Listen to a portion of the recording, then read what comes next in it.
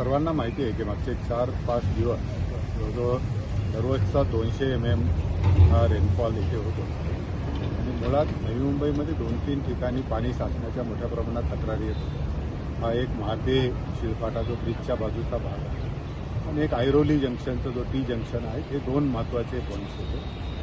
आमची सगळी यंत्रणा याच्यावर काम करत होते, पण इथे मला लक्षात आलं की हा जो आपण लेफ्ट साईडला जो ब्रिज आहे, हा ब्रिजच्या खाली एक नाली आहे आणि तीच बंद आहे। तर ती ओपन करण्याचं काम चालू आहे, त्याच्यामुळे मला वाटतं की हे होईल।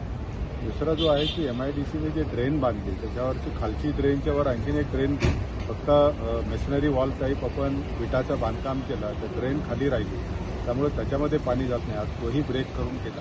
मला वाटतं ह्या दोन्ही याच्यामुळे आपल्याला इथं आता पाणी साचण्याचा प्रकार जो आहे तो बंद होईल आणि टी जंक्शनलाही जिथे पाणी वरून येत होतं आपण तिथे ऑलरेडी पंप लावले, आणखीन जास्तीचे ड्रेन होल तयार झाले आणि तिथले आता पाणी निघून गेलेलं आहे। इतरत्र खूप मोठ्या प्रमाणात झाडं पडण्याच्या तक्रारी खूप मोठ्या प्रमाणात आहेत, तर त्या सगळ्या 2 दिवसामध्ये पूर्ण 100% झाडांची कटाई करून ते आज जवळजवळ आजच्याच तारखेला वॉरफुटिंगवर पाऊस उघडल्यामुळे आज आपण ते करतो।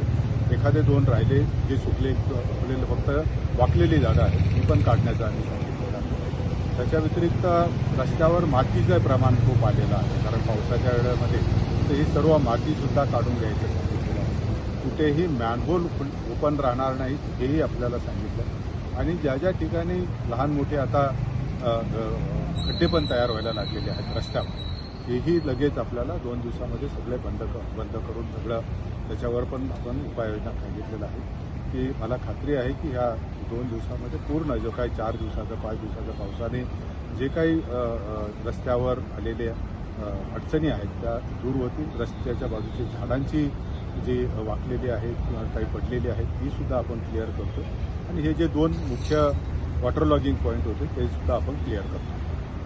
नागरिकांना आपण सगळ्याच नागरिकांनी खूप सहकार्य केलं, मी त्यांचा खरोखर धन्यवाद मानतो।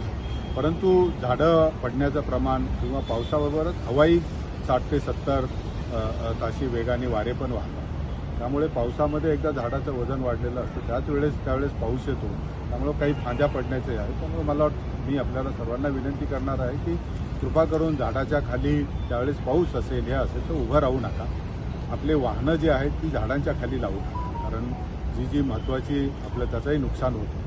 तर नागरिकांनी तिथे सहकार्य करावं एवढी एक अपेक्षा आम्ही या निमित्ताने आपल्याकडून व्यक्त करतो।